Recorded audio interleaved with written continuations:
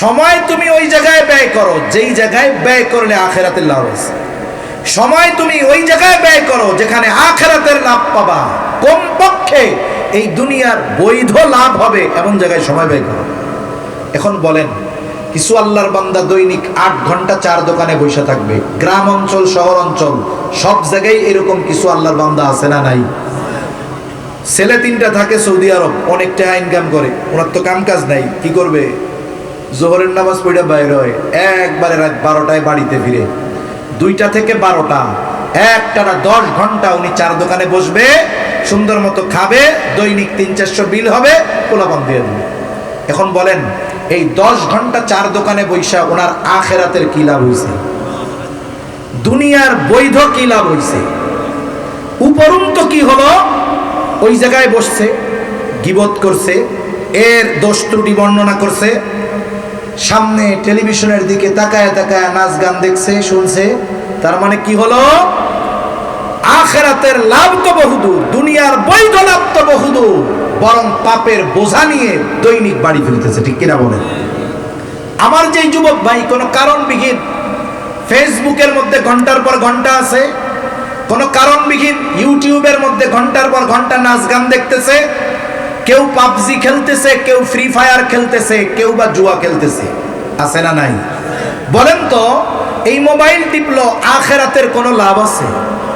দুনিয়ার কোনো বৈধ লাভ আছে? অথচ ওই কাজে তার সময় দৈনিক 10 ঘন্টা শেষ।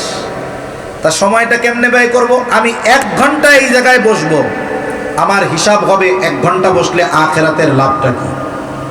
যদি এমনটা হয়, বলেন 4 দোকানে যদি 2 ঘন্টা বসলে আখিরাতে ফুলসেরাত বিজলির আকারে পাড়ি দেওয়া যাবে, মিজানের পাল্লা ভারী হবে। তাইলে আমিও একটু ওয়াজ করি যে আগামীকাল থেকে আপনারা প্রত্যেকে 2 ঘন্টা করে 4 দোকানে বসবেন। কোনো লাভ আছে 4 দোকানে? তাহলে যারা দিনভর মোবাইল টিপতেছে, ফেসবুক চালাচ্ছে, ফ্রি ফায়ার পাবজি খেলতেছে, তারা একটু বলুক যে হ্যাঁ আমার কাছে দলিল আছে, আপনি 2 ঘন্টা মোবাইল এই কারণে টিপেন, তাইলে আপনার আখিরাতের লাভ আছে। তাইলে আমরাও ওয়াজ করি, মুরব্বীরা এত কষ্ট কইরা নড়াচড়ার দরকার কি? পোলার একটা মোবাইল পাঠাইতে গেল, 5 ঘন্টা ফেসবুক দেখবেন, আখিরাতের লাভ। কোনো লাভ আছে? আপনার সময় হাতে আছে, মাদ্রাসার অভাব নাই, আপনি কোরআন পড়তে পারেন না, কোনো অসুবিধা নাই। আপনি যদি হেফজখানায় গিয়া ওই হাফেজদের পাশে বৈশা বৈশা কোরআন শুনেন, মাদ্রাসা কর্তৃপক্ষ কি বের করে দিবে? বরং আপনারে চা খাওয়াবে, পান খাওয়াবে, দুপুরের সময় হলে বলবে খানাটা আমাগুলোকে খাইয়া যান। এই যে সময়টা কোরআন শোনা হলো, উপকার হলো, কোনো কাজ নাই। আপনি মসজিদে বসে থাকেন, আল্লাহ আল্লাহ করেন, এতেকাফের নিয়তে ঢুকেন, যদি একটু জিমুনি ঘুমও চলে আসে, আপনি কায়েত হইয়া মসজিদে ঘুমায়া থাকেন, 2 লাভ হবে। একটা তো মানুষ যখন ঘুমায়া থাকে, এই উম্মত যখন ঘুম, তার উপর থেকে কলম উঠায় নেওয়া হয়। আপনি আছেন আল্লাহর ঘরে, পবিত্র জায়গায়, আপনি মসজিদে বসে থাকেন, জিকির করেন। তাহলে এইভাবে যদি আমি দৈনিক হিসাব করি যে আমি এই কাজটা করব, এই কাজ করলে আমার আখিরাতের লাভ কি, দুনিয়ার বৈধ লাভ কি, এইভাবে যদি সময় ব্যয় করি, দেখবেন আমার দিনটা অন্যদের চাইতে লম্বা মনে হবে, লম্বা। তা কথা অনেক হয়ে গেল। নবীজি বলেন কিয়ামত ততক্ষণ হবে না যতক্ষণ সময় নিকটবর্তী না হবে। তার মানে সময় থেকে যতক্ষণ বরকত উঠে না যাবে। আর সময় বরকতহীন হয় পাপ কাজের কারণে, আর সময় প্রলম্বিত বরকতময় হয় নেক কাজের কারণে। 4 নাম্বার নবীজি বলেন ওয়াতাযহারাল ফিতান, কিয়ামত ততক্ষণ হবে না যতক্ষণ না ফিতনা প্রকাশ পাবে। মুহাদ্দিসিনে কেরাম বলেন এখানে উদ্দেশ্য হলো দাজ্জালের ফিতনা।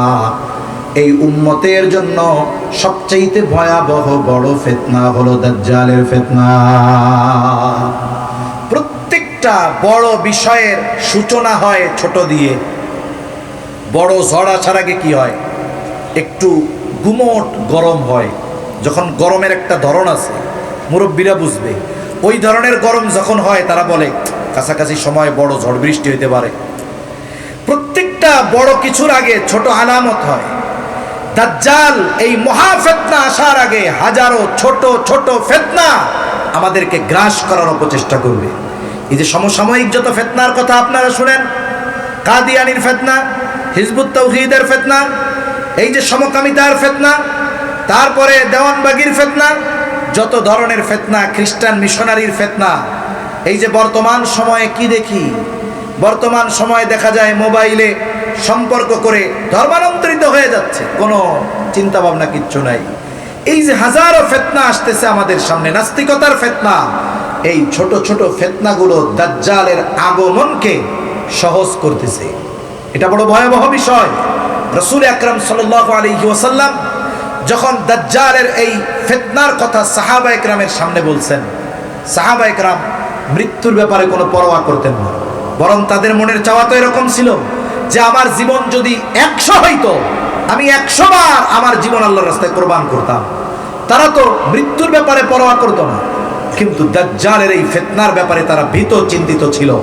যখন নবীজি সাল্লাল্লাহু আলাইহি ওয়াসাল্লাম দাজ্জালের এই ফিতনার কথা সাহাবায়ে কেরামকে বলছেন, সবার চেহারার মধ্যে ভয় আর চিন্তার ছাপ নবীজি সাল্লাল্লাহু আলাইহি ওয়াসাল্লাম এটা উপলব্ধি করতে পেরেছেন। তখন তিনি বললেন যে শোনো, আমি দুনিয়ায় থাকা অবস্থায় যদি দাজ্জাল চলে আসে, চিন্তা করো না, ওরে তো আমি হত্যা করব।